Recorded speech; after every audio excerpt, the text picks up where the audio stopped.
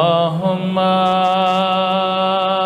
كل وليك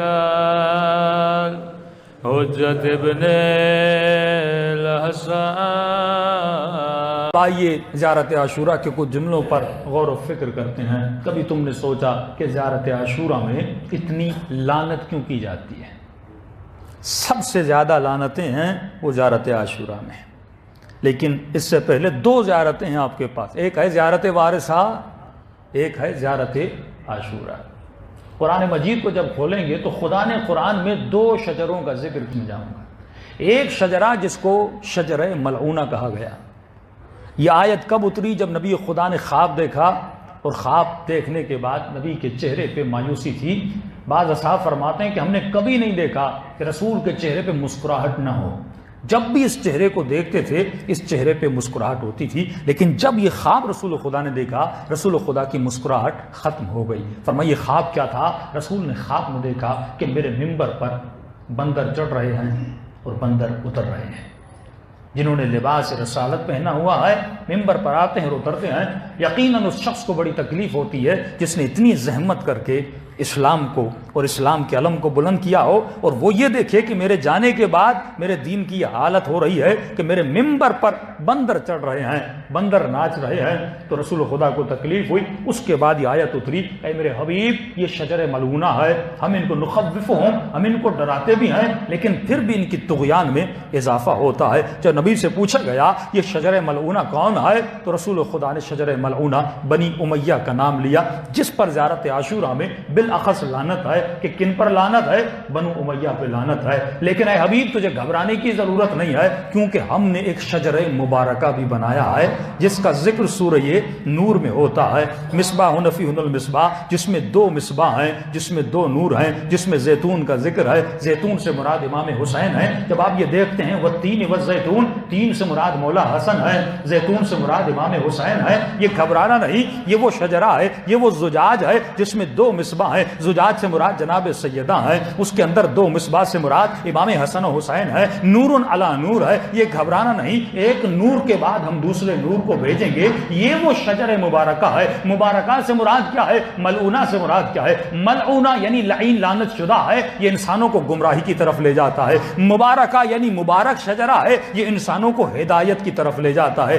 کبھی کبھی کہا یہ وہ سفینہ ہے جس میں نور ہے، یہ وہ سفینہ ہے جو تمہیں ایک روشنی دکھاتا ہے، اور صرف روشنی دکھاتا نہیں ہے بلکہ تمہیں اس سفینے پہ سوار بھی کرواتا ہے، اور سوار کروانے کے بعد نوح کی طرح تمہیں منزل تک پہنچاتا ہے۔ اب یہ دو زیارتیں ہیں، ایک زیارت وارثہ ہے جہاں پہ تعارف ہوتا ہے شجر مبارکہ کا کہ السلام علی آدم صفوۃ اللہ، اس پر سلام ہو جو وارث آدم ہے، جو وارث نوح ہے۔ یہ تعارف ہو رہا ہے آدم سے لے کر خاتم تک کس شجرے کا؟ جو شجر مبارکہ ہے۔ اور جب زیارت عاشوراء میں آتے ہیں تو اسی شجر ملعونہ کا ذکر ہوتا ہے۔ یہ ساری لعنتیں شجر ملعونہ پر ہیں، لیکن عجیب منزل ہے۔ اہل بیت اپنے چاہنے والوں کو ایک فکر دے رہے ہیں، جب چار لعنتیں بھیجتے ہیں تو معصوم نام نہیں لیتے، چار لعنتوں کے بعد معصوم نام لینا شروع کرتے ہیں۔ بعض کے نام لیے جاتے ہیں، بعض کی صفات لی جاتی ہیں، اور کبھی کبھی معصوم ان قبیلوں کا ذکر کرتے ہیں، یعنی ایک فرد پہ لعنت بھیجتے ہیں، فرد پر لعنت بھیجنے کے بعد ایک پوری کی پوری فیملی پہ لعنت بھیجتے ہیں، پھر سلام بھیجتے ہیں،